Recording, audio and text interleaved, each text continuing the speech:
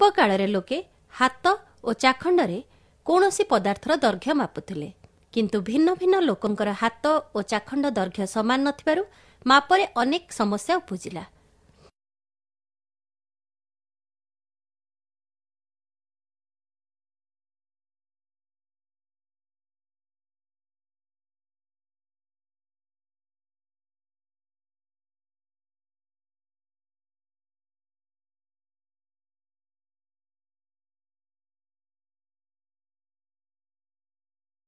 ଜଣେ ଲୋକର 3 ଚାଖଣ୍ଡ ଦୈର୍ଘ୍ୟ ଅନ୍ୟ ଲୋକର 4 ଚାଖଣ୍ଡ ହୋଇପାରେ।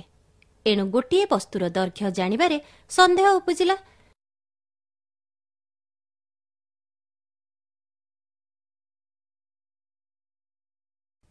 ତେଣୁ ସମସ୍ୟା ଦୂର କରିବା ପାଇଁ ଦୈର୍ଘ୍ୟ ମାପର ସାଧାରଣ ଏକକର ଆବଶ୍ୟକ ପଡ଼ିଲା। ଏହି ସ୍କେଲଟି ଦେଖ। ଏହା ସାହାଯ୍ୟରେ ଯେକୌଣସି ପଦାର୍ଥର ଦୈର୍ଘ୍ୟ ମାପି ହେବ। ସର୍ବଦା ତାହାର ମାପ ସମାନ ହେବ।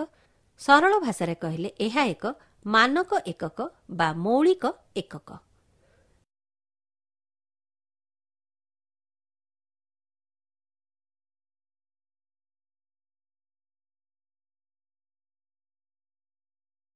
ଦୈର୍ଘ୍ୟ ମାପର ମୌଳିକ ଏକକ ମିଟର।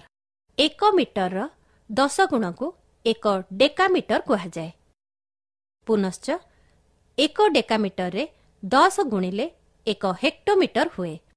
ଯଦି 1 ହେକ୍ଟୋମିଟରରେ 10 ଗୁଣାଯାଏ 1 କିଲୋମିଟର ହେବ। ଏହି ମାପର ଏକକ ସାହାଯ୍ୟରେ ସହର ସହର ଓ ଗାଁ ଗାଁ ମଧ୍ୟରେ ଥିବା ଦୂରତା ସହଜରେ ମପାଯାଇପାରିବ। କିନ୍ତୁ ପେନ୍ସିଲ ଓ ବହି ପ୍ରଭୃତି ଛୋଟ ଛୋଟ ଜିନିଷକୁ ମାପିବା ପାଇଁ ମିଟର ଠାରୁ ଆହୁରି ସାନ ଏକକ ବ୍ୟବହାର କରାଯାଏ। ଯଦି 1 ମିଟରକୁ 10 ଭାଗ କରାଯାଏ ତେବେ ପ୍ରତ୍ୟେକ ଭାଗ 1 ଡେସିମିଟର ହେବ।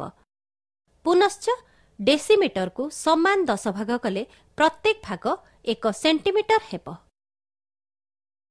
ପୁଣି ଯଦି ସେଣ୍ଟିମିଟରକୁ ଆହୁରି 10 ଭାଗ କରାଯାଏ ତେବେ ପ୍ରତ୍ୟେକ ଭାଗ 1 ମିଲିମିଟର ହେବ।